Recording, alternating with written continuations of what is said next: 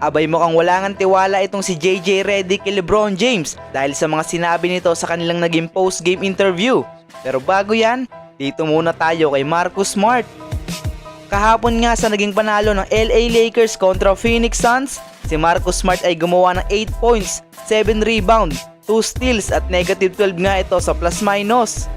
Alam nyo ba mga idol, ang former Defensive Player of the Year na si Marcus Smart ay gumawa ng dalawang low IQ moments kontra Phoenix Suns.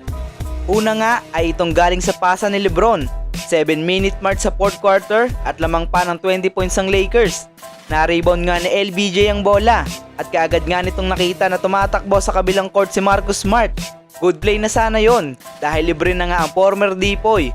Ngunit imbis na itira niya ito, pinasa pa niya ang bola at nauwi pa tuloy yan sa turnover. Ang pangalawa naman ay ito mga idol.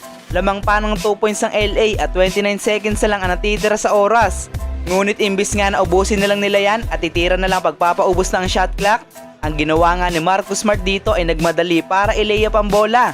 Pero nakaabang nga dyan ang Suns player at nablock pa ang kanyang tira. Matapos nga yan ay nauwi pa yan sa 3-pointer na Dillon Brooks. Dahil nga dyan, nakuha po tuloy ng Phoenix Suns ang kalamangan. Well, kung natalo nga ang Lakers kahapon mga idol, paniguradong kay Marcus Smart nga mabubunto ng inis ng mga Lakers fans. Ano ba ang masasabi nyo sa pinakitang low IQ moments ng former Dipoy mga idol? Habang tumungo naman tayo kay LeBron James.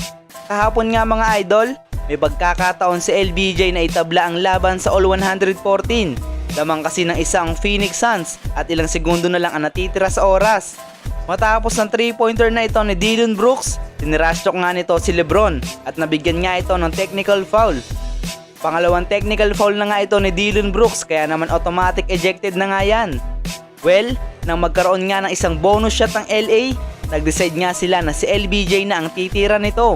Ngunit sa kasamaang palad ay naimintis niya ito. Talo pa sana ang Lakers kung hindi lang na-foul ni Devin Booker sa 3-point area itong si Lolo Bron. Naipasok naman niya ang 2 sa 3 free throw na yan.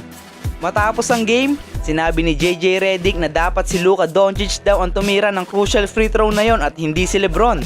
Nagkamali nga daw ito ng napiling tumira. At ang naging reaksyon naman dyan ni LBJ ay ito. Siya nga daw ang nasa linya bakit hindi pa daw niya yun ititira.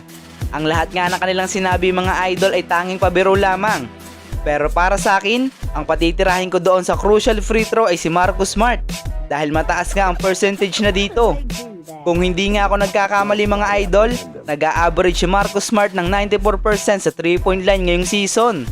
Pero para sa inyo, sino ba dapat ang tumira ng crucial free throw na yon?